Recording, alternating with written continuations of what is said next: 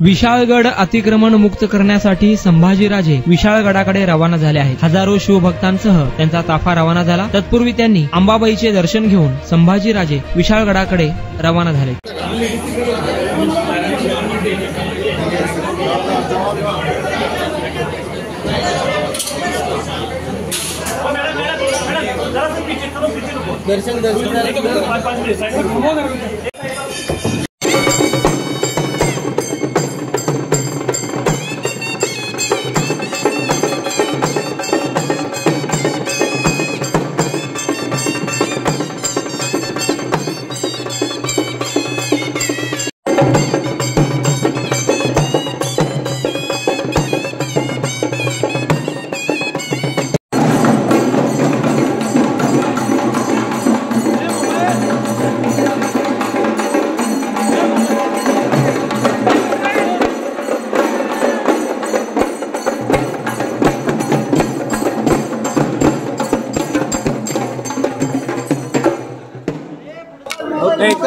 कुठल्याही शूट करायला जायचं असते किंवा कुठल्याही मोहिमेला जायचं असते त्यावेळी अंबाबाईचं भवानी देवीचं दर्शन घेतल्यावरच आम्ही पुढे जातो। शिवाजी महाराज सुद्धा ज्यावेळी सिद्धी जोहरचा वेढा होता पन्हाळ्याला आणि शिवाजी महाराज संकटात होते आणि तिथून सुटका करून विशाळगडला पोचले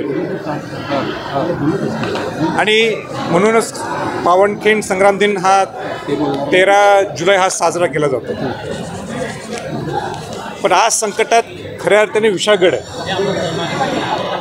विशाळगडावर ज्या किल्ल्यांनी शिवाजी महाराजांना संरक्षण केलं, ज्या विशाळगडाने स्वराज्याचं संरक्षण केलं, ज्या विशाळगडावर संभाजी महाराज असतील, राजाराम महाराज असतील, करवीरच्या संस्थापक तारा राणींची राजधानी होती, अशा ठिकाणी ज्या पद्धतीने अतिक्रमण झालेलं आहे ते कोणी खपून घेऊ शकत नाही।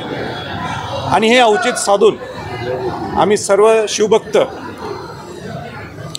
किल्ला विशाळगडला शिवाजी महाराजांना वंदन करण्यासाठी, अभिवादन करण्यासाठी आम्ही सर्वजण जातो। पोलिसांची फौज देखील ठिकठिकाणी उभी करण्यात आलेली आहे। प्रशासनाच्या भूमिकेकडे तो त्यांचा प्रश्न आहे, त्यांना जे काही करायचं आहे।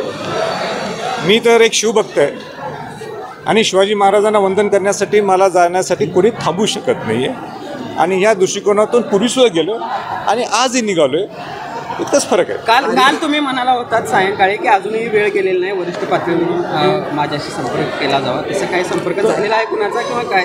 माझ्याकडं कोणी संपर्क साधला नाही आहे, तो त्यांचा प्रश्न आहे।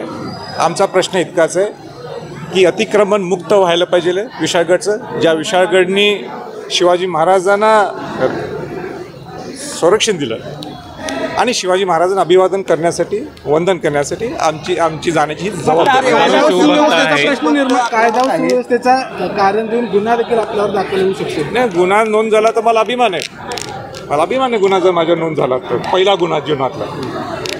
पण जबाबदारी ही प्रशासनाची। हजारो शिवभक्त आहेत, त्या सगळ्या कार्यकर्त्यांना काय आव्हान कारण आक्रमक शिवभक्त झाले? सगळे शिवभक्त विशाळगडवर छत्रपती शिवाजी महाराजांना वंदन अभिवादन करायला निघाले।